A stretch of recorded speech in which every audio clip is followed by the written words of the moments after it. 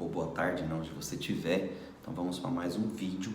Não esqueça de deixar o seu like. E hoje nós vamos falar sobre as características do anti-messias, ou você diz aí, talvez anticristo, né? Ou filho da perdição. Tem muitas palavras para caracterizar. Agora a questão, que antes de eu falar sobre entrar nas características, eu não vou falar sobre como ele vai operar, né? Isso eu vou gravar outro vídeo amanhã, a forma de operação que vai haver. Mas hoje eu quero falar só sobre características, né? Como vai ser esse comportar, ou como a Bíblia nos fala sobre isso.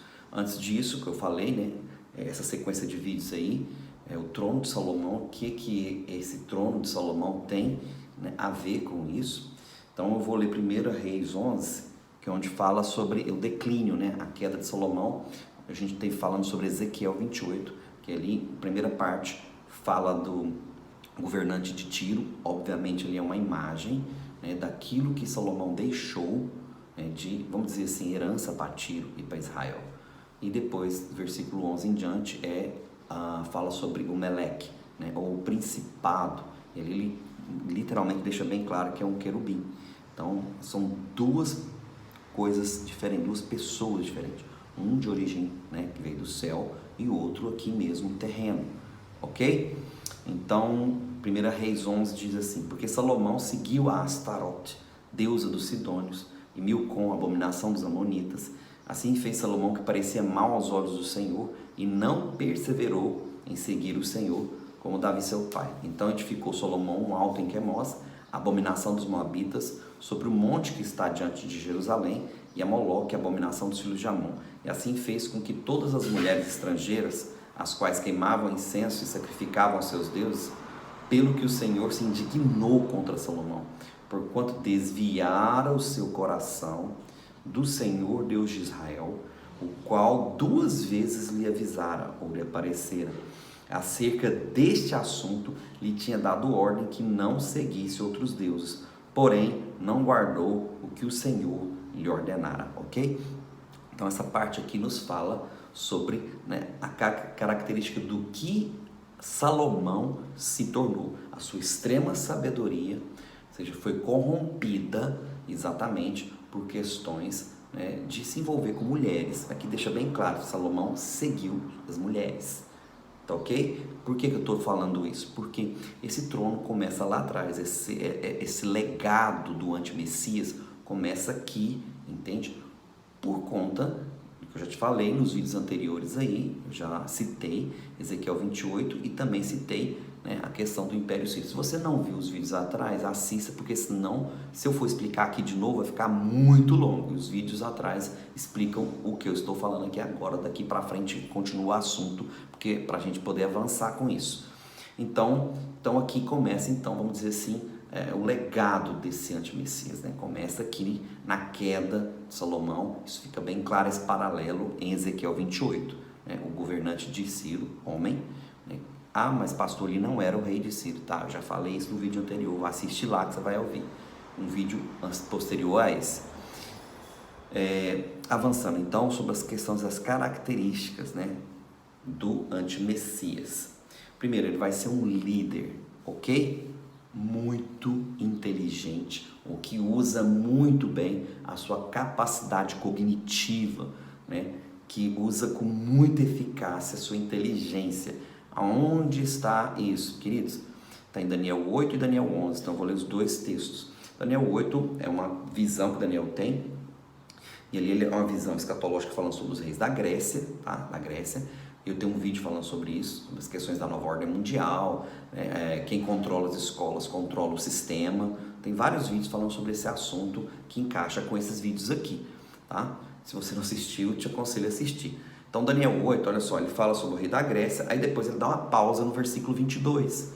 No versículo 23 ele já entra falando sobre características desse anti-messias. Olha que interessante. Versículo 23, aí fala só, do texto de Daniel 8. Então, no final do império deles, quando a rebelião, olha só o que ele fala, quando a rebelião dos ímpios tiver chegado ao seu ápice, ao seu extremo, ou seja, como diz 2 Tessalonicenses 2, ou seja, a apostasia completa, ou seja, abandonar completamente qualquer tipo de fé no Criador. Então, porque quando o ápice, né, da rebelião dos ímpios estiver chegado ao seu extremo, um rei de semblante feroz, né, ou seja, de semblante bravo, nervoso, cruel, mestre da inteligência, outra tradução, mestre da astúcia, o mestre de conhecimentos, aquele que ensina, passa conhecimento, capaz de discernir enigmas, olha só, e mistérios que haverão de se levantar. Mistérios se levantarão. Ele se tornará muito poderoso, todavia sua majestade não virá de si mesmo. Olha isso. Destruirá terrivelmente, sem a menor piedade. Terá êxito em todas as suas pelejas, derrotará homens poderosos e exterminará o povo santo. Uma profecia sobre o antimessias, sobre a característica dele. Presta bem atenção. Primeira característica, extremamente inteligente. Sabe? Muito mesmo. Uma capacidade cognitiva além do normal. Um QI altíssimo. Ok? Segunda característica dele, carismático. Conquistando a confiança do povo, se possível, enganar os escolhidos.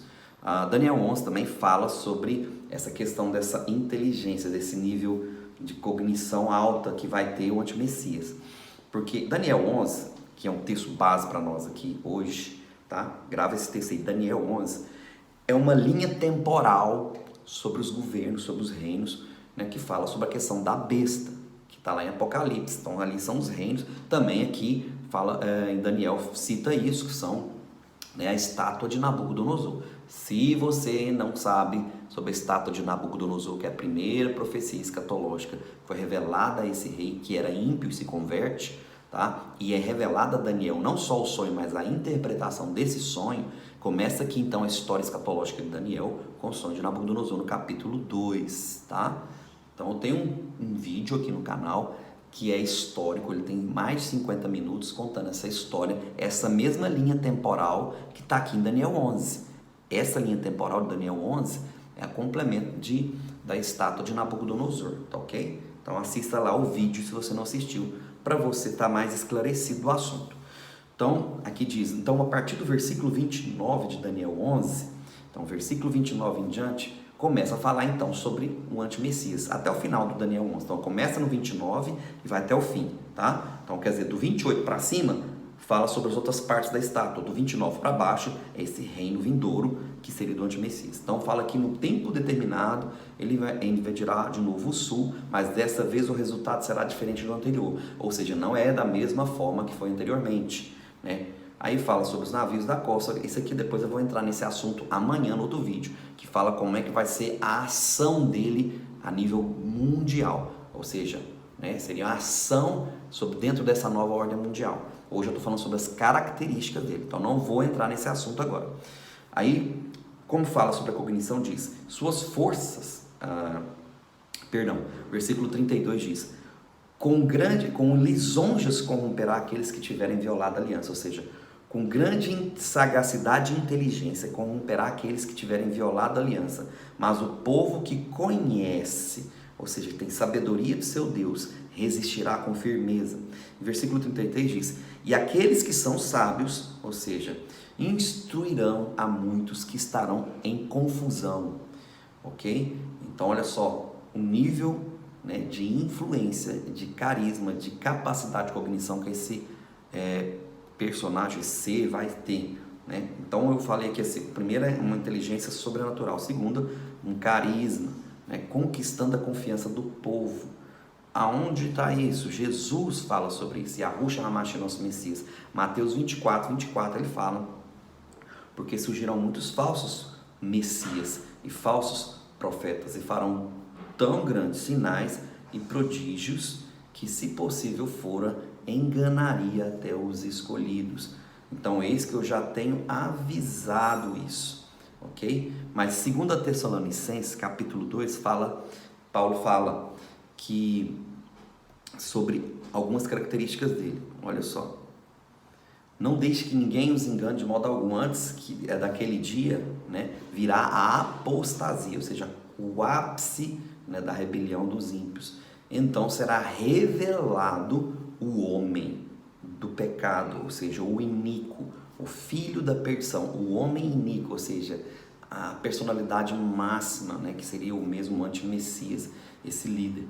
Este se opõe e se exalta acima de tudo que se fala, né, de Deus, ou tudo que se chama pelo nome do Criador, ou é algum tipo de objeto de adoração, a ponto de, aí essa parte aqui, que é a parte que eu já reinterpretei uns vídeos atrás, que tá, né, as palavras estão colocadas, né, com, vamos dizer assim, os advérbios de ligação estão de uma forma equivocada, a ponto de se assentar em um trono. Aí que entra a questão do trono de Salomão, se assentar num trono, num templo, num santuário feito para ele, não é um templo de Jerusalém, porque eu já falei sobre isso aqui, o templo de Jerusalém não tem trono para se assentar. Então havia duas construções distintas de Salomão, você tem que entender, o templo sagrado de Salomão, ok? E o castelo, ou seja, o lugar onde Salomão se assentava, o trono dele. Por isso que o título do vídeo desses vídeos é o Trono de Salomão, porque ele vai ter uma base para ele, vai ter, vamos dizer assim, um quartel-general da onde ele vai declarar suas ordens, e ele vai construir isso segundo, né, foi a construção de Salomão. Não estou falando que vai ser igual, tá? Estou falando que a Bíblia nos diz aqui que ele vai ter um lugar consagrado para ele, é isso que o texto está falando aqui.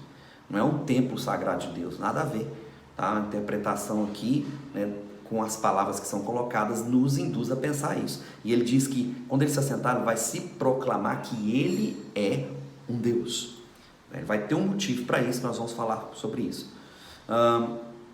Então, uma das características que eu falei aqui é essa. Então, ele vai ser carismático, conquistando a confiança, né, trazendo vamos dizer assim, argumentos tão interessantes, tão poderosos, que vai ser possível até enganar os escolhidos. Mas por que isso? Porque está ligado no ponto 3, né?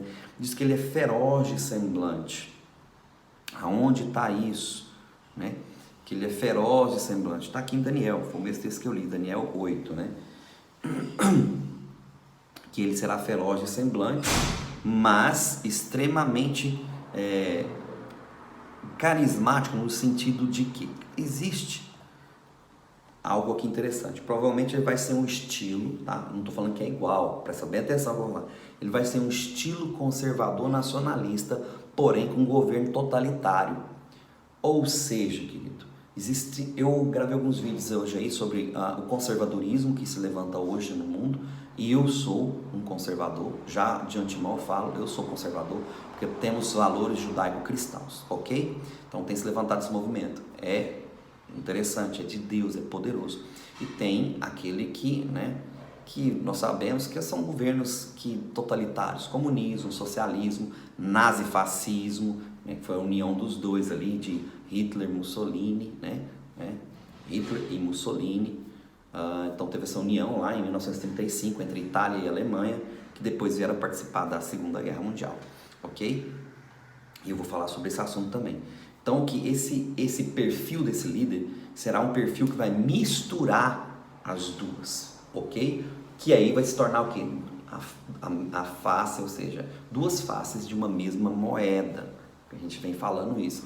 Antigamente a gente falava direita e esquerda, mas a gente já sabe que, né, eles não enganam mais ninguém, que essa direita e esquerda que é atual aí no mundo inteiro, já sabemos que todas elas são origem socialista, comunista e pronto.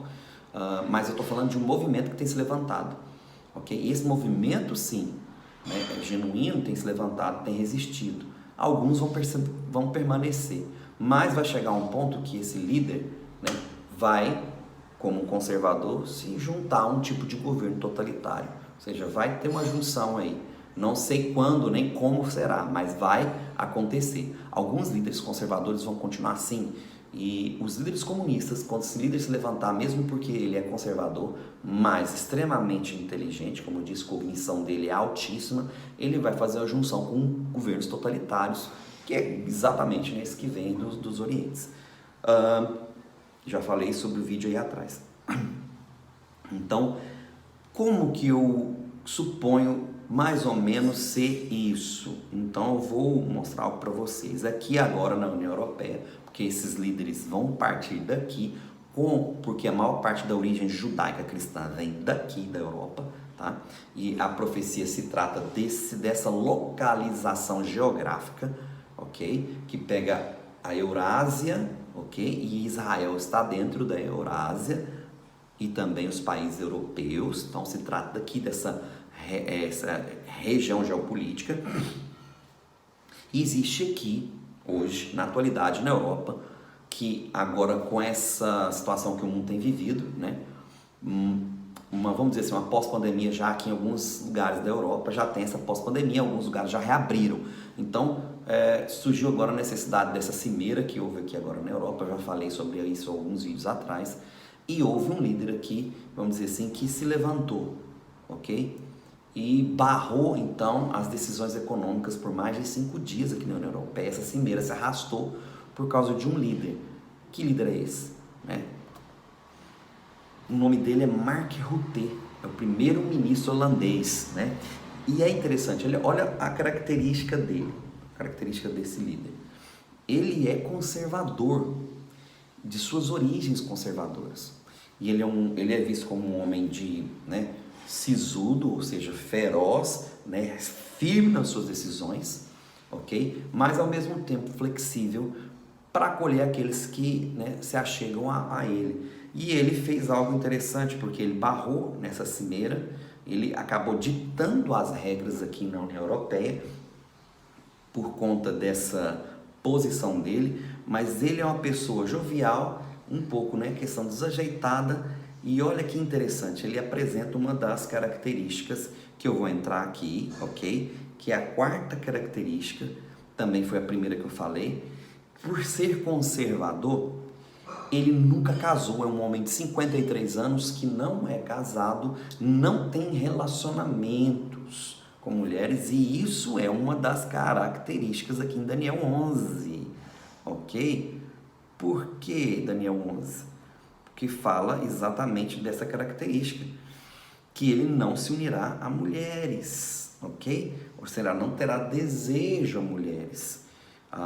Essa é uma das características dele. A quarta que eu coloquei aqui, não terá desejo a mulheres. Interessante isso. Esse Mark Rutte, conservador, mas um líder, né, firme, nacionalista, ok? Mas a gente sabe que ele é de Haia. Olha onde é o cidadão de Haia, capital jurídica do mundo, né? Que agora, né, um movimento de médicos brasileiros aí acusaram o presidente do Brasil, Bolsonaro, nesse tribunal de Haia. Então, um tribunal que hoje participa mais de 120 nações do mundo, que julgam crimes de líderes mundiais. É para isso o Tribunal de Haia. E ele é de Haia, e ele é o primeiro-ministro da Holanda, e é lá que fica a capital jurídica, ok?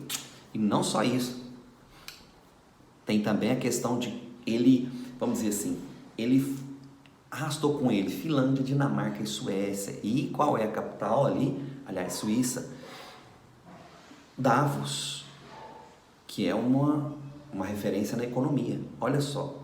Então esse líder aqui, né, a característica dele, por ser conservador, temos 3 opções por não querer mulheres. Não querer mulheres. Alguns falam que possivelmente algum tipo de homossexualidade, ele é acusado disso, inclusive Marco Rutte. Eu não estou falando que ele é o anticristo, tá? Só vai falar que eu falei que o Marco Rutte que é o antimessias. Não, nada a ver. Estou falando de um perfil. Não distorça a minha fala, um perfil. Ele tem um perfil parecido com isso. Seria um conservadorismo misturado com um governo totalitário, a mistura dos dois. E então, com o fato de ele não ter desejo a mulheres, primeira opção, homossexual, ok? É uma opção. Segunda opção, promíscuo, como Salomão. Não creio nessa segunda opção, porque foi exatamente isso que distraiu, né, desfocou a inteligência, a sabedoria de Salomão, ok? Então, homossexual não seria uma opção, porque estaria um pouco ligado à promiscuidade, que seria a segunda opção, ok? Particularmente, eu creio na terceira opção, que é um movimento que eu gravei um vídeo aqui no canal. Se você voltar lá nos meus primeiros vídeos, se não me engano, entre o vídeo 10 e o vídeo 20, eu falo sobre esse movimento que levantou-se com força no mundo, que é MGTOW, que é MGTOW, ou seja, num termo em inglês, né, Men's going their own way, ou seja, homens vivendo pelo seu próprio caminho, sem dependência familiar ou de mulheres. Tá? Esse movimento que tem duas vertentes, eu falo sobre ele. Se você quer saber mais sobre isso, assista o vídeo lá atrás que eu falo sobre MGTOW. Então, eu creio que essa personalidade MGTOW, do lado negativo, porque tem um lado positivo, que é o conservadorismo cristão, dessa visão MGTOW, tem um lado negativo, que é o lado, né, obscuro, que é exatamente esse aqui, que eu creio que ele vai ter esse perfil. Então, um perfil MGTOW, negativamente falando, ok? Então, esse é eu particularmente creio nisso. Não creio que ele vai ser homossexual, também não creio que ele vai ter um tipo de promiscuidade, que a mulher vai ser um tipo de objeto. Pode até ser uma opção, mas não creio nisso, porque foi isso que aconteceu com Salomão e ele desvirtuou. Então ele tem que pegar os erros de Salomão e fazer melhor do que ele, ok? É isso que eu acredito, que ele vai ser um MGTOW, porque esse líder, Mark Rutte, ele se autodenomina um MGTOW, porque ele não quer desfocar aquilo que ele tem como objetivo de primeiro-ministro e líder, que está há 10 anos no governo. Ele está há 10 anos, olha só, e ele optou por esse estilo de vida. E ele fala muito pouco sobre isso, mas o pouco que ele fala, ele diz o seguinte, que foi um estilo de vida que ainda é um tabu para a sociedade promíscua que nós vivemos, é um tabu homens decidirem andar sem se misturar com mulheres. Só que hoje esses movimentos têm canais, arrastam milhares, ok? Então esses MGTOWs, tem muitos canais aqui no YouTube que falam sobre isso e incentivam homens a viverem nesse estilo de vida. Uns do lado negativo, outros do lado positivo. Então você vai ver que tem muitos canais falando sobre isso. Então essa é uma outra, vamos dizer, ponto da personalidade que eu creio.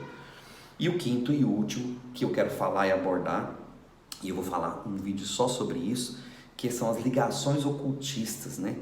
Como um tipo que Hitler teve, ok? Uma ligação ocultista. Hitler, ou seja, os povos alemães aí, se unirá, porque diz o seguinte, que ele se unirá a um Deus das forças, um Deus estrangeiro, ou seja, aqui ele se refere à volta dos Néfilins. Então eu já gravei vídeo sobre os Néfilins aí. E eu vou gravar amanhã um vídeo falando exatamente sobre a forma de atuação dele, e eu não vou entrar nesse detalhe aqui agora, porque é longo, eu já estou com um vídeo muito longo, mas eu vou falar sobre isso, o retorno dos Néfilins. E esse texto bíblico, não sou eu que estou dizendo, a Bíblia nos diz isso, porque aqui fala um Deus estrangeiro. Que Deus estrangeiro é esse? Um Deus que não é desse mundo, porque se fosse algum Deus conhecido no mundo, estaria denominado, é o Deus Baal, é o Deus Moloque, é Astarote, tem uma dezena de deuses, mas esse Deus que ele se refere, ele fala que é um Deus que os seus antepassados patriarcas não conheceram, porque foram deuses que foram extintos no dilúvio, e que ficou só um mito sobre eles, ok? Que são caracterizados como um Deus estrangeiro, ou seja, que não é dessa terra. E nós vamos entrar num assunto polêmico, mas é exatamente isso que a Bíblia nos fala, e ele fala de várias formas, e eu vou entrar tanto no Velho quanto no Novo Testamento, falando sobre essa característica ocultista desse líder mundial, que vai se unir, ou seja, a besta da terra com o dragão, ou seja, a união dessas duas coisas, e também a mulher prostituta com a besta que vem do abismo. Então ali também fala a mesma coisa, são duas simbologias que falam a mesma coisa. Ok? Apocalipse 13, Apocalipse 17. E eu vou falar sobre isso com mais detalhes nos próximos vídeos. Amém? Shalom, fique na paz. Então, se você não quer pegar essa linha de raciocínio, então hoje eu falei só sobre características dessa personalidade. Depois eu vou falar, amanhã eu volto com um vídeo falando sobre a forma de atuação do anti-messias, ok? Baseado nessa questão do trono de Salomão aí. Então já saímos um pouco do assunto do trono de Salomão, agora já entramos em outro assunto. Shalom, fique na paz